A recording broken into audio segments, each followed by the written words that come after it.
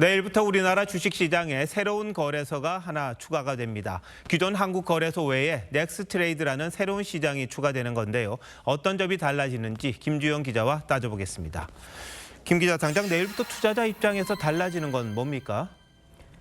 네, 우선 주식 거래 시간이 확대됩니다.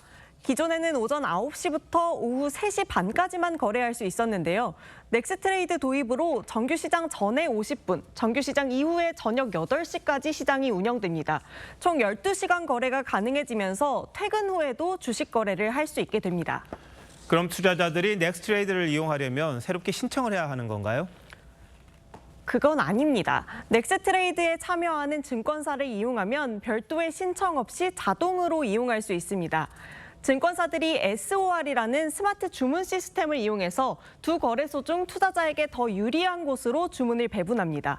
예를 들면 A사 주식을 사려고 하면 둘 중 더 싸게 가격이 형성되어 있는 시장에 주문이 들어가는 겁니다. 물론 투자자가 직접 한국거래소만 또는 넥스트레이드만 선택을 해서 거래를 할 수도 있습니다.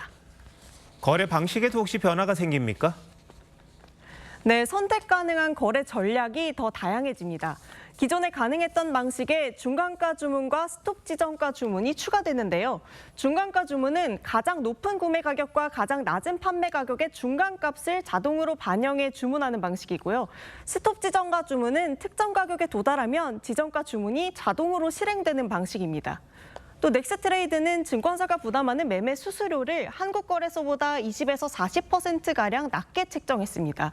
소비자가 직접 내는 수수료가 아니라 당장 체감은 어렵지만 장기적으로 거래 비용이 절감될 가능성이 큽니다. 내일부터 넥스트레이드에서 모든 종목을 거래할 수 있는 겁니까? 그건 아닙니다. 일단 첫 2주간은 10개 종목만 거래가 가능하고요. 순차적으로 늘어나서 3월 말에는 삼성, SK 하이닉스 등을 포함해서 총 800개 종목까지 거래가 가능해질 예정입니다. 다만 시장 안정성을 고려해서 넥스트레이드의 거래 점유율은 전체 주식시장 거래량의 15%로 제한되고요. 시가와 종가는 기존 한국거래소 거래가를 기준으로 해서 정규장 마감 이후에 넥스트레이드에서 가격이 떨어지거나 올랐다고 해도 다음 날 시작가에 영향을 주지 않습니다. 새로운 시스템이 얼마나 빨리 시장에 정착이 될까요? 네, 다른 나라들을 보면 미국은 수십 개, EU는 100개가 넘는 거래소가 운영되는 등 글로벌 시장에서는 이미 복수 거래소가 활발하게 운영되고 있습니다. 전문가들은 우선 시스템이 안정적으로 작동하는지가 첫 과제가 될 것으로 봤고요. 장기적으로는 대체 거래소의 특색을 살려 경쟁력을 갖는 게 중요하다고 했습니다.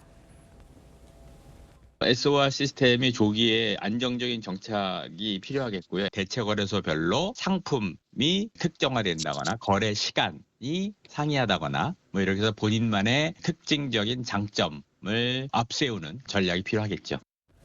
당장 내일부터인데 어떤 영향을 미칠지 좀 지켜봐야겠군요. 김 기자, 잘 들었습니다.